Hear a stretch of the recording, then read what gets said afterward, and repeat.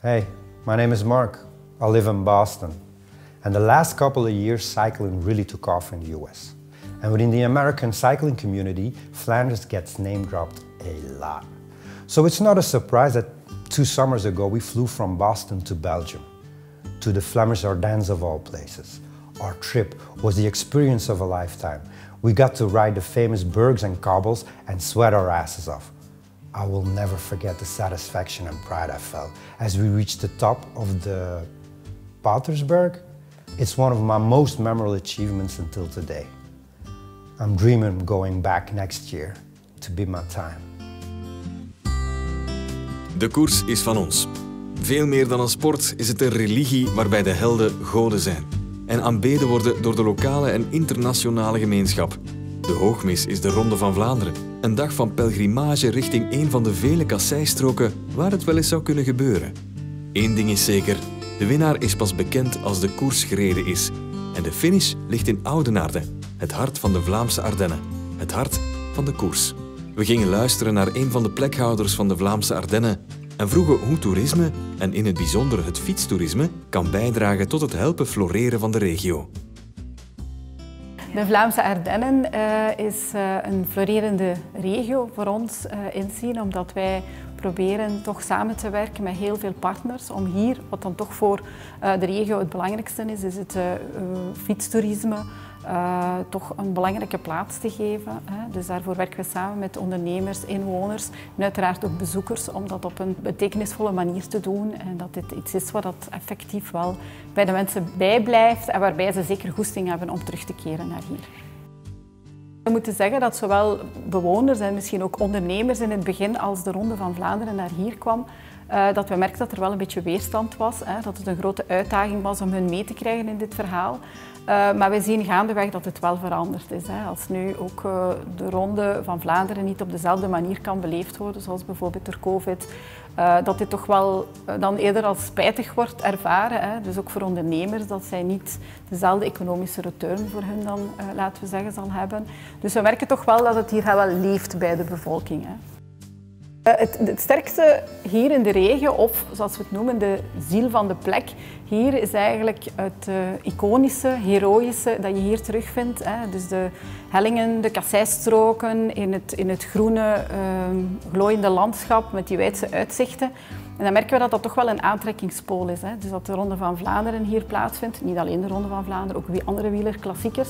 En dat dat heel wat mensen hier naartoe brengt of naartoe trekt om eigenlijk zelf hun eigen Ronde van Vlaanderen te kunnen beleven hier in deze regio. Als we dan denken aan inwoners, denken we natuurlijk aan de vele stewards en seingevers die we hier hebben, die elk jaar enthousiast zijn om mee te werken met de Ronde van Vlaanderen, om hier seingever te zijn. Ze voelen zich echt verbonden met het feit, of fier zijn op het feit dat zij dat mogen doen in hun stad. Daarnaast, als we dan eerder denken aan ondernemers, zijn er toch heel wat voor de kleinschalige logies die echt wel inzetten op die doelgroep, op die wielertoeristen. Niet alleen om ervoor te zorgen dat ze hier goed kunnen vertrekken of zo, maar die echt wel zorgen dat dat een beleving is die ze maken. En die dan ook telkens naar diezelfde logies terugkeren. Dus dat toont wel dat het een plek is om terug te keren. Ja. Er is zeker nog groei en potentieel om meer in te zetten op wielertoerisme.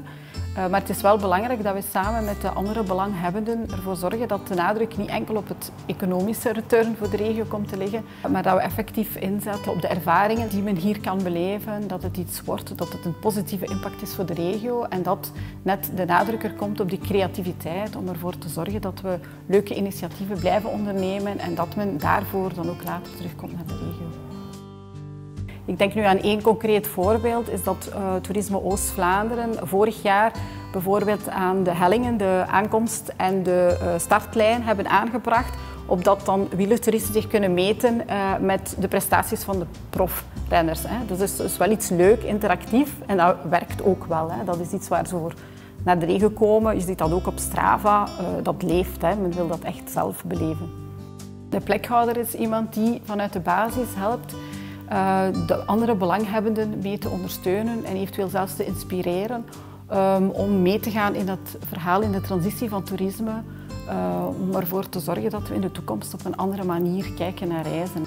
Ik zie eigenlijk iedere medewerker van een dienst toerisme als een plekhouder, omdat wij eigenlijk aan de basis zitten. En ik denk dat wij op de juiste plek zitten om met alle actoren aan tafel te gaan. Wij weten ook, of zouden toch moeten weten, wat bij onze ondernemers leeft, welke noden en bezorgdheden er zijn bij de bewoners. En ik denk, door dit allemaal samen te brengen en dan met de verschillende toeristische partners te kijken, denk ik dat wij dat zeker samen kunnen realiseren. Een andere plekhouder en bewoner van de Vlaamse Ardennen startte sinds kort een eigen toeristische zaak op. Christophe Impens ademt wielrennen en is een gekende naam binnen de koerswereld. Hij getuigt hoe toerisme vandaag al de regio heeft doen groeien en hoe dit verder nog kan bloeien. In een gezond evenwicht tussen bewoners, ondernemers en bezoekers.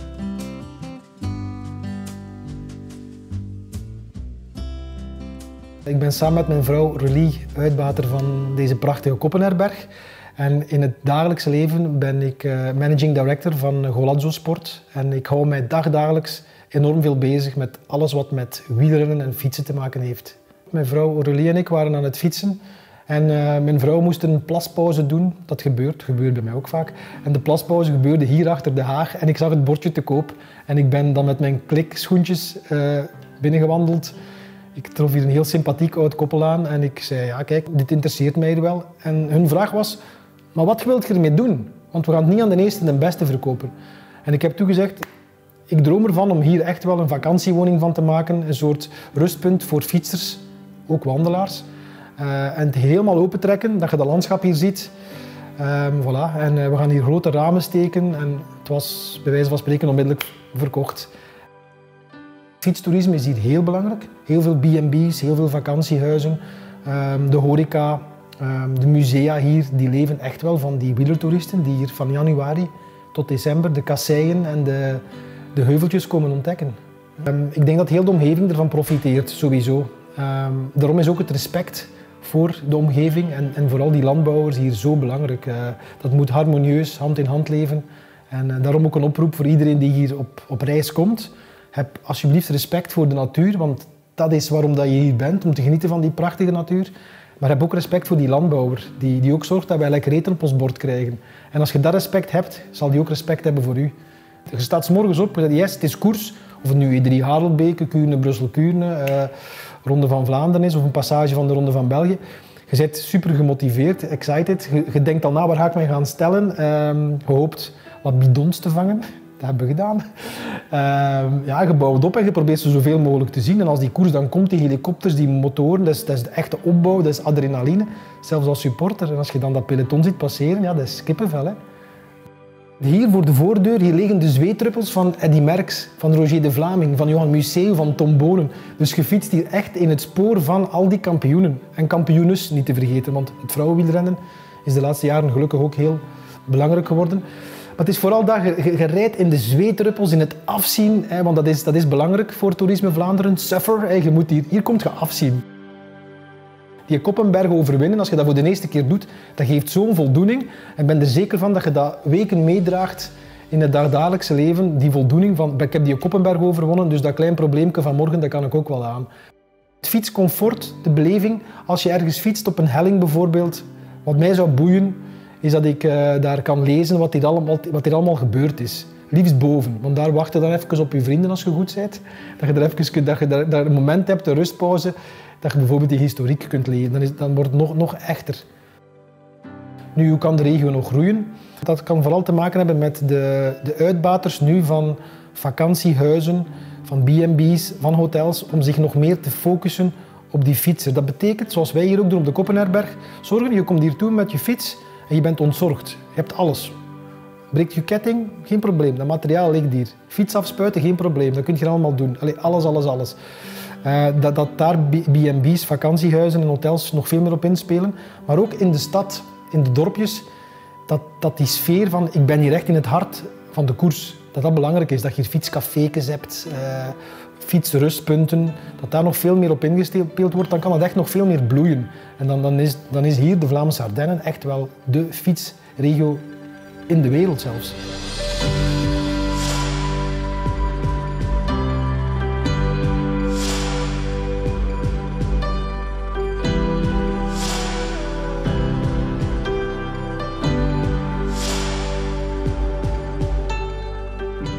In de filosofie van Reizen naar Morgen streeft toerisme ernaar om zoveel mogelijk plekken en mensen met elkaar te verbinden. Vanuit de plek en vooral vanuit de ziel van de plek proberen ze in te zetten op betekenisvolle ontmoetingen, activiteiten en co-creatie. Een van die mensen is de immer gepassioneerde Lucien de Schepper. Hij werkt al van kleins af aan als vrijwilliger bij wielerwedstrijden en coördineert alle seingevers. Ook vandaag is hij met al zijn niet aflatend enthousiasme aanwezig als seingever op de Eikenberg voor de E3 Harelbeke. Ik ben Lucien de Schepper, geboren op 6 mei 40. Ik word er dit jaar 81 jaar en ik ben al voor het 63ste jaar signaalgever. Voor de Ronde van Vlaanderen, maar ook voor alle andere wedstrijden. De Vlaamse Ardennen is eigenlijk de topregio voor de wielertoeristen en voor de renners. Vandaar ook dat er zoveel wielerwedstrijden in de streek van Oudenaarde doorkomen. Dat is eigenlijk mijn geliefkoosd terrein, ook vroeger als wielertoerist en nu nog altijd als wielertoerist. Hè. Dus ik kom graag in de Vlaamse Ardennen, ik woon in de Vlaamse Ardennen, maar de Vlaamse Ardennen is voor mij bij uitstek het ideaal terrein en de ideale regio voor de koersen en het toerisme. Oudenaarde is gegroeid ongelooflijk door het toerisme, door de koersen, maar niet alleen door de koersen, ook door andere activiteiten, hè, maar vooral door de koersen, door de wielerwedstrijden. Het toerisme is in Oudenaarde, ik denk, ik ga niet overdrijven, hè, met 150% gestegen. Vroeger kwamen er veel mensen naar de toeristische stad, gelijk of dat Oudenaarde een magnifiek stadhuis heeft en ook andere gebouwen heeft, maar door de koers is het ongelooflijk naar omhoog gegaan. Dat is niet alleen door de aankomst van de Ronde van Vlaanderen, dat is een surplus, hè, want wij zijn nu rijk. Hè. Wij mogen de aankomst hebben van de Ronde van Vlaanderen sinds 2012, dat is dit jaar de 10e keer dat de Ronde van Vlaanderen aankomt in Oudenaarde. Het is ongelooflijk hoe dat het toerisme in Oudenaarde de laatste 30, 40 jaar gegroeid is door de koersen in het algemeen hier in Oudenaarde. En nu zeker nog meer, sinds 2012 is de Ronde van Vlaanderen aankomst in Oudenaarde. En ik hoop, althans, ik hoop dat het mag zo blijven. Hè. Het hart van de Vlaamse Ardennen is hier eigenlijk. Hè. In Oudenaarde, we hebben hier de Eikenberg, we hebben hier de Bonjeberg, de Kapellenberg, we hebben de Ladeuze, we hebben de Wolvenberg, we hebben de Volkenhemberg, we hebben de Koppenberg, we hebben de Varent. Dat is allemaal in de streek van Oudenaarde. De Quarmo is niet zo ver, de Paterberg ligt dichtbij, de Varentstreek, Nokereberg. Eigenlijk alles is hier in de streek van de Vlaamse Ardennen. Daarom is dat hier zo koersmijnend. Dat is echt ongelooflijk. De mensen houden van de koers. En de renners houden van de Vlaamse Ardennen, dat erbij ook. Hè? Want ze komen graag naar hier. Hè? Je ziet dat hè, vandaag, al de toprenners zijn hier. Hè? Gewoon in de koers, de mensen zitten buiten op het terras, een koffie aan het drinken en supporten voor de renners. Hè? Niet alleen voor specifiek één renner, die supporten eigenlijk voor alle renners. Hè? En dan soms een keer een renner, die smijt dan een keer een drinkbus naar die mensen. Dat is eigenlijk dan een topsouvenir. Hè? En die mensen houden daarvan en die gaan dat niet wegdoen, hè? Dat blijft daar. Je ziet hier dus normaal de top van de Eikenberg komen. Hè. Normaal staat er hier op die berg hier, hè. Dus in dat land, staat dat hier vol met toeristen. Hè. 2, 3 rijen dik. Hè. Overal, links en rechts. Hè. Want ik heb een fluitje bij voor de mensen aan de kant te doen. Hè. Op iedere kasseistrook en op iedere berg staat dat vol. Echt enthousiasme, top en top.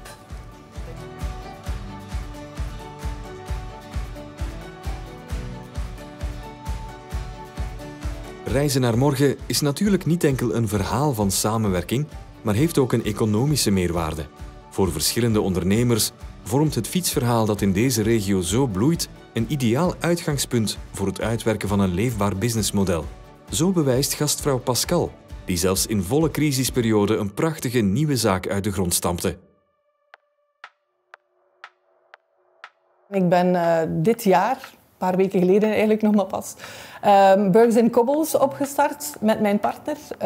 Dat is een bed and breakfast die een beetje wel op fietsers toespitst, maar niet alleen op fietsers, ook natuurlijk andere actieve medemensen vooral toch wel. Die de Vlaamse Ardennen willen komen ontdekken. Daarbij is ook een cyclingbar Wat eigenlijk een beetje inhoudt dat we de gemeenschappelijke ruimte die in de bed and breakfast is, dat we die ook opengooien op vrijdag en zaterdag en zondag in het weekend overdag om mensen die passeren, fietsers, wandelaars, de kans te geven om even binnen te komen, een koffietje of een biertje te drinken, de koersen op groot scherm te bekijken. Om dan zo op die manier mensen uit de streek en mensen uit andere regio's samen te brengen om van de gezelligheid van de Vlaamse Ardennen te kunnen genieten. Er zijn in de Vlaamse Ardennen al heel veel wellnessgerichte ondernemingen en dat wouden we niet doen. We willen het betaalbaar houden en gezellig, vooral gezelligheid creëren voor de mensen. En we willen ook nu vooral lokaal werken. Iedereen waar dat wij nu momenteel al mee samenwerken, zijn allemaal mensen uit de streek. De brouwerij van hier is Roman, onze koffiebrandster is iemand uit Oudenaarde.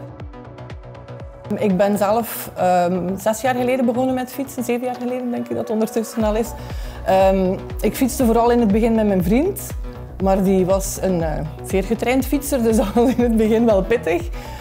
En toen zei hij zelf van ja, misschien moet je eens op zoek gaan naar vrouwen om samen met te fietsen. Een kwestie van een beetje afwisseling te hebben ook in het fietsen. En dan ben ik in het Gentse via social media op Madame Velo terechtgekomen om haar een voorbeeld te geven. Ik ben daar heel snel aanvaard. Die groep is ondertussen op 5 jaar tijd mega groot geworden. Is eigenlijk al landelijk een community geworden. En de tips die vrouwen aan elkaar geven, kwestie voor starters op weg te helpen, hoe fiets ik met klikpedalen, hoe kan ik zelf een bandje vervangen. Die dingen allemaal, dat is direct een band dat smeet tussen vrouwen. Dat is echt heel tof. Maar wij geloven dat die community sterk genoeg is en dat er een markt voor is en dat mensen dit wel nog een tijdje gaan blijven doen. Er staan dingen op de planning om eventueel kleine evenementen te kunnen organiseren in de loop van de komende maanden hopelijk. Misschien met samenwerking van andere ondernemers hier in de buurt om mensen toch samenbrengen, weer al direct gezelligheid creëren. Misschien ja, rommelmarktjes, zeg maar iets, te organiseren, een Halloween-tocht, een kerstmarkt misschien ooit. Dus we hebben wel ideeën om terug een beetje leven, want de meeste kleine dorpen, daar is dat een beetje uitgegaan. Als je dat merkt in Vlaanderen, dat is een beetje aan het doodbloeien. En ik denk dat er wel genoeg animo voor is, zeker nu in deze tijd, om dat terug een beetje een vlammetje te geven en te laten sparken. We merken ook wel dat het fietsen al een aantal jaren in de lift zit. Steeds meer mensen ontdekken de fiets, ontdekken ook eigen land opnieuw dankzij het fietsen. Als je ergens gaat wandelen, de afstanden zijn beperkt. Maar als je gaat fietsen, kan je iets meer zien en ook iets meer ontdekken. Kom je op plaatsen waar je anders met de auto of al wandelend moeilijker komt. Waardoor dat je eigenlijk nog maar ziet hoe mooi dat België en Vlaanderen eigenlijk is. Dus dat is wel heel positief. In 2021 organiseert Vlaanderen de 100ste editie van het WK wielrennen. Dit evenement vergt een grote investering, maar Vlamingen krijgen er ook veel van terug. Niet enkel de sportfanaat, maar ook de recreatieve fietser. Zo zal er de komende 10 jaar blijvend geïnvesteerd worden in de fietsinfrastructuur. En wordt de fiets het vervoersmiddel bij uitstek voor inwoners en bezoekers. Het WK wielrennen heeft dus een veel grotere nalatenschap dan de weken waarin het evenement doorgaat. Het draagt bij tot de gezondheid van elke persoon. Ik ben Patrick Daze, de programmamanager van de Grote Versnelling. Dat is het programma dat is samengesteld door Vlaanderen, de provincies en de lokale besturen om een schaalsprong fietsbeleid in Vlaanderen te realiseren. We zijn als de Grote Versnelling betrokken bij de organisatie van het wereldkampioenschap wielrennen. In die zin dat wij zullen zorgen voor de fietslegacy. Dus de 2K wielrennen zal een zeker enthousiasme geven voor zowel de bewoners in Vlaanderen als ook alle bezoekers buiten Vlaanderen, vooral vanuit Europa. En wij zorgen ervoor dat dankzij het enthousiasme dat het 2K wielrennen hier gaat hebben, dat we daardoor ook op langere termijn meer kunnen inzetten op het fietsbeleid in Vlaanderen. Dat we onze fietsinfrastructuur kunnen versterken, extra fietsenstallingen aanbieden, het systeem van deelfietsen kunnen uitbouwen, zodanig dat het dagelijks functionele fietsen hier in Vlaanderen ook vlotter en veiliger kan. De organisatie van het WK wielrennen heeft ervoor gezorgd dat we met die grote versnelling, dat we echt wel alle overheden, Vlaamse overheid, provincies, lokale besturen, kunnen laten samenwerken om dat fietsbeleid te gaan versnellen en verdiepen, zeg maar een fietsbeleid 2.0. Wel, sowieso is het ook onze bedoeling met die grote versnelling om fietsdeals af te sluiten, samen tussen overheden, bedrijven, scholen en andere stakeholders, net om ervoor te zorgen dat alle geledingen van de maatschappij nauw betrokken worden bij het fietsbeleid en ook zelf hun eigen steentje kunnen bijdragen aan het fietsbeleid. Vanuit ondernemers denk ik aan fietshandelaren, fietskledij, vooral ook horeca en de verblijfsaccommodatie. Die hebben toch wel grote troeven in handen om het fietstoerisme in Vlaanderen daar een graantje van mee te pikken. Ook zeker op lange termijn. We weten dat duurzaam toerisme dat hot is. Het fietstoerisme is duurzaam toerisme. Dus je kan je op een heel rustige, ontspannen manier door Vlaanderen bewegen. En dat heeft, je hebt op die manier ook heel veel contact met de plaatselijke bevolking. Je kan gaan shoppen bij de lokale handel. Dus iedereen pikt op dat moment een graantje mee. Dit jaar wordt er al 355 miljoen vanuit mobiliteit en 150 miljoen vanuit stedenbeleid besteed aan nieuwe fietsinfrastructuur. Dat zal ervoor zorgen dat fietsers ook in de toekomst veiliger en vooral vlotter zich kunnen bewegen in ons verkeer. Zeker de studentensteden, maar ook daarbuiten zie je aan steeds meer kruispunten echt wel fietsfiles. Bijvoorbeeld ook zelfs in Brussel zie je aan sommige kruispunten ook daar nu de eerste fietsfiles al. Dus we hebben meer infrastructuur nodig, aangepaste kruispunten, veiliger kruispunten, net om die toestroom van extra fietsers te kunnen verwerken.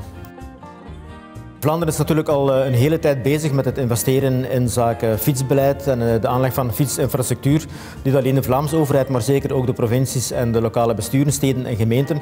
Dus we zien eigenlijk een evolutie doorheen de laatste jaren en dat is steeds versneld. Het laatste decennium is er heel veel extra fietsinfrastructuur aangelegd. We zien ook dat dat voor een stuk terugvloeit economisch richting de lokale handelaar, richting de horeca, verblijfsaccommodatie. Dus we zien daar ook steeds meer return on investment voor de lokale economie hier in Vlaanderen.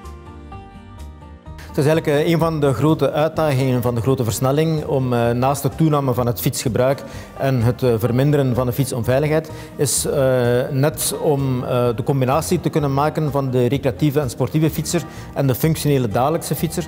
Voorheen waren dat dikwijls twee gescheiden groepen en we willen dat we meer gaan leren van elkaar, dat we elkaar ook gaan versterken en dat we ook wie in het weekend gaat fietsen, dat die ook in de week op weg naar werk, naar school op de fiets stapt en omgekeerd ook dat wie nu functioneel in de stad fietst, dat hij ook toeristisch of recreatief zich gaat verplaatsen in Vlaanderen, bijvoorbeeld in de Vlaamse Ardennen. Het is hier prachtig, het is hier mooi, het is hier echt heel ontspannen fietsen.